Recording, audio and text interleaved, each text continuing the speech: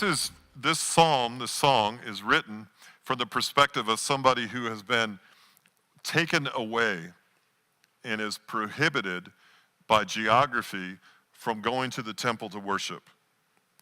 So we don't have time to go into it. It doesn't matter anyway. He's apart from God. In his day and age, God was in the temple. He's alienated, estranged from God. And he says this, he says, as the deer pants for streams of water, so my soul pants for you, my God. Now, to the Jewish man in the first century, this is it, man. If you've ever been in Judea in the wilderness, in the desert, and saw one of those skinny deer out there panting like in the heat, looking for some water, you know what I'm talking about. A little water would come out of a rock or something. You'd have to go looking for it. There are no rivers or streams or, Tuckasegee River. Forget all that. There's nothing. And this deer's out there looking for it. He says, oh, God, he says, my soul, my mind, my will, my emotions, I'm really in rough shape. I'm so apart from you. I'm desolate. So my soul pants for you, my God. He says, my soul thirsts for God, for the living God. Where can I go and meet with God? He doesn't have the temple. He doesn't have the religion. He doesn't have the priest. He doesn't have the sacrifice. Forget all that. He's just him. And it's funny. He says, if we walk in the light as he is in the light, we have fellowship one with another, and the blood of Jesus, his son, purifies us of all sin. 1 John 1:7. The coolest thing about walking with God and being in a relationship with God is that it's fulfilling and that it's got teeth. But as great as that is, and as twisted as this is going to sound, the second greatest thing to walking in the light is to be unhappy till we have it. Let me put it another way. Don't underestimate, and this is how you leverage depression. This is how you get something good out of it. It is a good thing, it's a very good thing, to be unhappy because you don't have God. Okay? It is an incredibly good thing to be depressed for an absence of intimate fellowship with God. That is a good thing. It is a bad thing to be depressed and not know you need God. You see what I'm saying? The depths of darkness for a believer to feel estranged from the intimacy of God is an incredibly good thing. Because we know the fix, we know the answer. If you don't know the answer, oh my gosh, I don't know what you're going to do. Well, you're going to get drunk or something, I don't know. But think about your kids, think about you. You've gone through this period of depression. It's situational, it's atypical, it's major, it's seasonal affect, whatever it is. You know your answer is that whisper, and you know your answer is that voice, you know your answer is praise, and you know your answer is action. And that is the only reason you would be dying for that. The only reason you would be panting for that water is because you've had it before. And you know how satisfying it is. Out of you will flow rivers of living water. The really cool thing about depression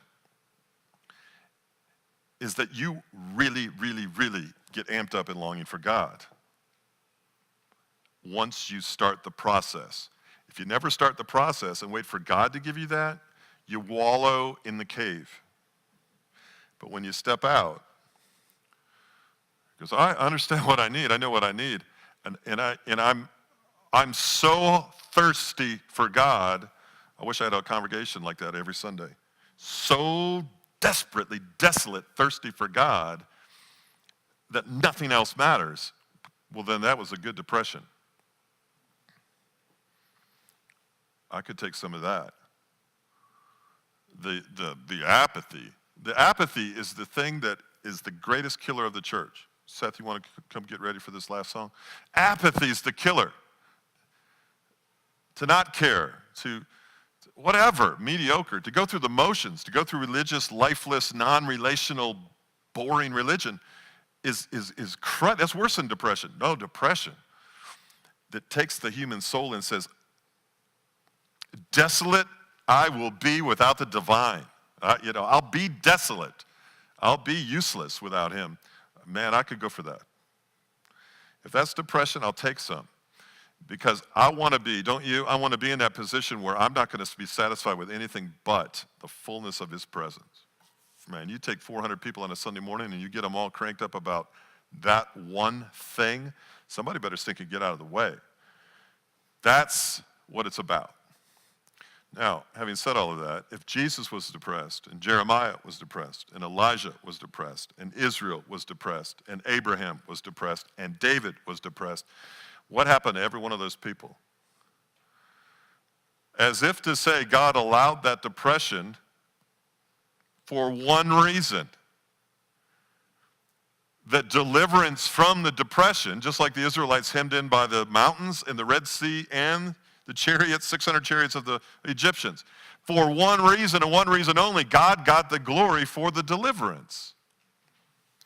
If that's what it takes, he will allow and bring about any and every circumstance in our life that brings us at times to that place of parched, arid, thirsty souls, like deer in the desert. If that's what it takes for the rich, fulfilling, satisfying, living water of which he told this woman at the Samaritan well, then so be it. Now it's not a stigma anymore. Now it's not a mental health issue anymore. Now it's the heart cry of a believer to be in union with the Spirit of the living God. And they're not less for it. They're actually more for it. They're full. So I want you to think about that. Be aware of what depression is. Be aware of its different forms. Be aware of its duration. Be aware of those around you who are dealing with it. Beware of the physiology. Be aware of all of that. Don't worship it. But in it, worship the Lord. And it will have been useful. Whether you've been traumatized, hurt, abused, or anything else, as was Jesus. So whatever your malady is, or whatever you long for that you haven't yet got, the question remains, do you long for Christ more?